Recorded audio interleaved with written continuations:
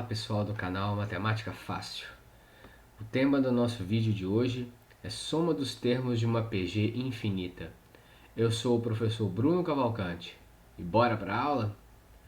Então vamos entender primeiro algum conceito do que é divergência. Seja a PG 2, 4, 8, 16. Se somarmos todos os termos infinitamente, poderemos observar que o resultado aumenta infinitamente.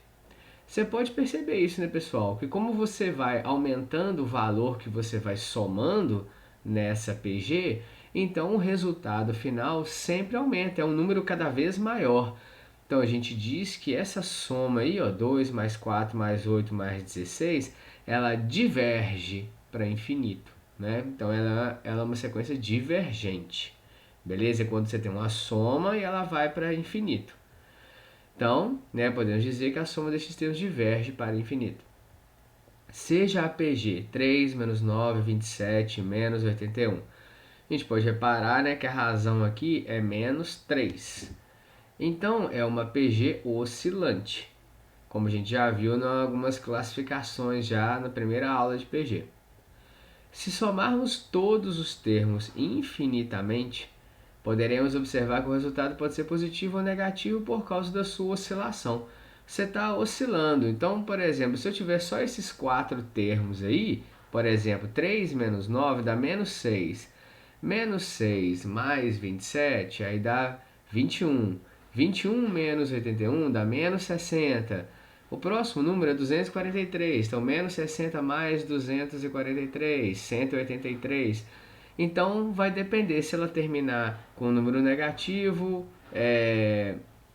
mas começou com positivo, vai dar o resultado positivo. Vai variar de acordo com o número que começa e termina, se é positivo ou negativo. Então a gente não tem uma certeza de qual vai ser o resultado final dessa soma. Agora, vamos ver o que é uma convergência. Seja essa PG 1, 1 meio, 1 quarto, 1 oitavo. Se somarmos todos os termos infinitamente, poderemos observar que o resultado converge para o número. Olha só, essa PG ela tem razão 1 meio, não é isso? Ó, 1 vezes 1 meio é 1 meio, vezes 1 meio é 1 quarto, vezes 1 meio é 1 oitavo. Então, se a gente somar esses termos aí, olha só, eu tenho 1 mais 1 meio é 1,5. Mais 1 quarto, que é 0,25, vai dar 1,75.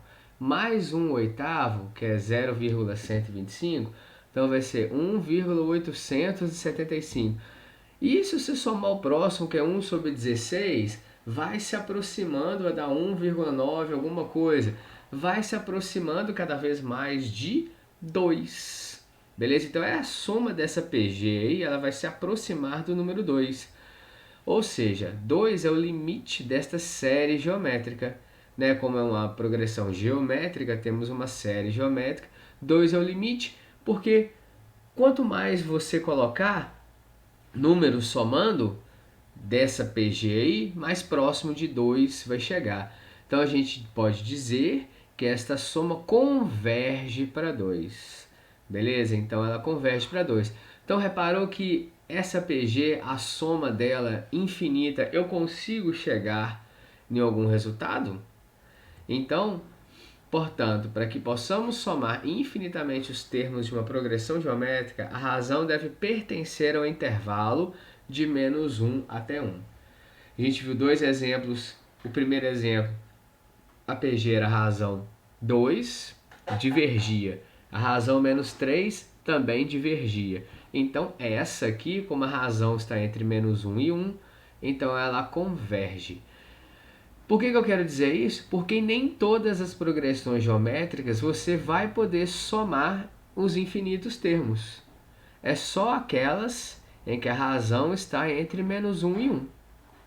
Que aí você vai ter uma convergência na soma dos termos. Então, muita atenção nesse intervalo da razão aí. Então, vamos ver uma definição. Eu tenho aqui a soma de n termos de uma PG. Aqui é a fórmula da soma de PG finita, beleza? A gente tem aqui uma razão entre menos 1 e 1. Vamos pegar isso aqui. Depois temos que ir fazendo n tendendo ao infinito, ou seja, eu vou somar infinitos termos.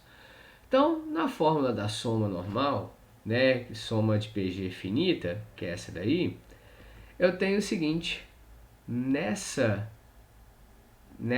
potência aqui, ó, o que eu posso afirmar sobre ela aqui? Que nessa potência eu tenho Q elevado a n aqui, ó, esse Q elevado a n, como a razão está entre menos 1 e 1, o numerador ele sempre é menor que o denominador, né? Então temos um denominador maior. Então, à medida que você vai aumentando o expoente, o denominador vai ficando cada vez maior e o numerador também, só que o denominador sempre muito maior que o numerador.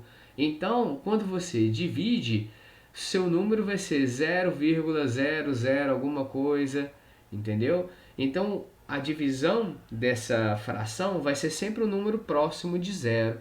Então, a gente diz que Q elevado a n, ela tende a zero, porque o denominador vai sendo cada vez maior. Imagina só um exemplo. 1/2, né, que a gente viu ali de exemplo. 1/2 elevado a 1 é 1/2, elevado a 2 é 1/4, elevado a 3 é 1/8, elevado a 4, 1/16, elevado a 10 é 1 sobre 1024. Olha como o número, ó, 1 dividido por 1024 já é 0,00 alguma coisa. O número vai se aproximando, o resultado da divisão aí, de zero. Então, por isso que a gente fala que tende a zero. Então, no lugar de Q elevado a n, a gente pode deixar zero. 0 menos 1 é menos 1. Fazendo a multiplicação no numerador, temos Sn igual a menos A1 sobre Q menos 1. Para deixar o A1 positivo, vamos multiplicar em cima e embaixo por menos 1, né? Tem que multiplicar embaixo também para manter a equivalência da razão. Então, vamos ter aqui, ó, Sn igual a 1 sobre 1 menos Q, que é a fórmula da soma de uma PG infinita. Então, essa é a fórmula de quando somamos infinitos termos de uma PG, tendo a razão entre menos 1 e 1. Então, já destacando que A1 é o primeiro termo, Q é a razão. Tranquilo aí? Vamos ver um exemplo. Calcule a soma dos termos da PG. 1, 2 terços, 4 nonos. O que a gente pode extrair dessa PG? Que A1 é 1, Q é 2 terços. Né? A razão é 2 terços. Então, jogando na fórmula, né, da soma de PG infinita, porque olha só, a pergunta dele é o seguinte, calcule a soma dos termos. Não falou quantos termos. Então, eu tenho que usar PG infinita. A Sn é igual a 1 sobre 1 menos Q, n sendo infinito. Então, substituindo, temos 1 sobre 1 menos 2 terços. Resolvendo aquele denominador, 1 menos 2 terços é 1 terço, não é? 3 vezes 1 é 3, 3 menos 2, 1 terço.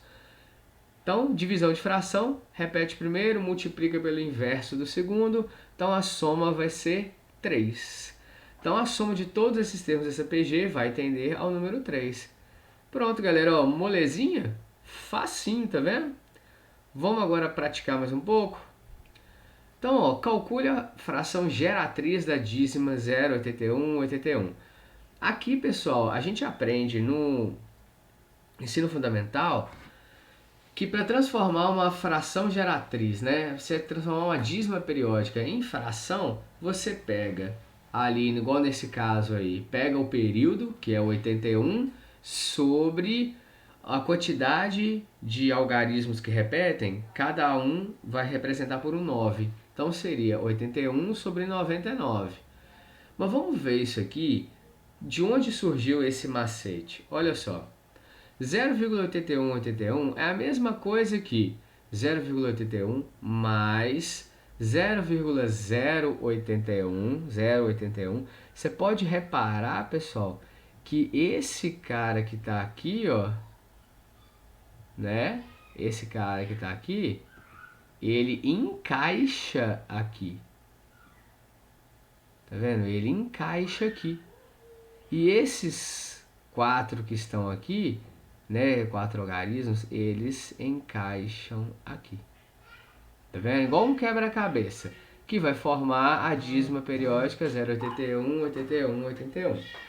Então, pessoal, o que a gente pode tirar aqui de conclusão? Que essa soma aqui, na hora que eu escrever como fração, eu tenho aqui uma progressão geométrica. Tá vendo? Esses termos aqui da dízima periódica formam uma PG, onde o primeiro termo é 81 sobre 100 e a razão é 1 sobre 100. Tranquilo? Vamos jogar lá na fórmula de PG, então. 81 sobre 100 é igual a 1 menos a razão, que é 1 sobre 100. Então, resolvendo o denominador, vamos ter 81 sobre 100 sobre 99 sobre 100. Multiplicação aqui, não é? Vamos transformar a divisão numa multiplicação. SN é 81 sobre 100 vezes 100 sobre 99. Podemos cancelar 100 com 100, então sobrou 81 sobre 99. Tá vendo? É daí que vem o macete. Então, se por um acaso, em alguma prova de concurso, Enem, vestibular que você está fazendo, você esquecer esse macete, você pode usar a soma de PG infinita. Simplificando essa fração ainda, vamos ter 9/11.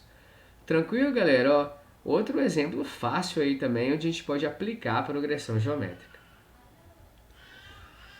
O segundo está pedindo para a gente resolver a equação x mais x sobre 3 mais x sobre 9 mais x sobre 27 mais infinitamente, que vai dar 42. Então, é uma série geométrica que tende para 42. O que a gente pode extrair daí?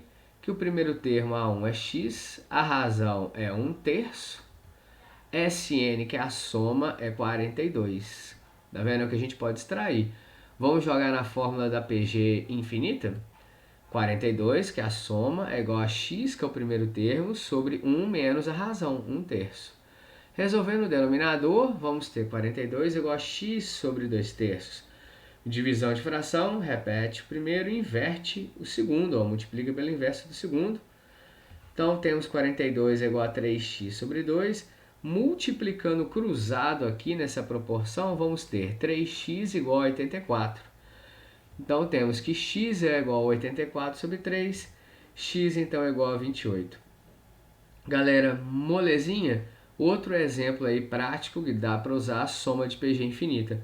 Muito fácil o conteúdo. A fórmula é simples, você precisa só de dois aspectos, que é o primeiro termo e a razão. Tranquilinho. Então, se você gostou desse vídeo, deixe o seu like e inscreva-se no canal. Um forte abraço para você.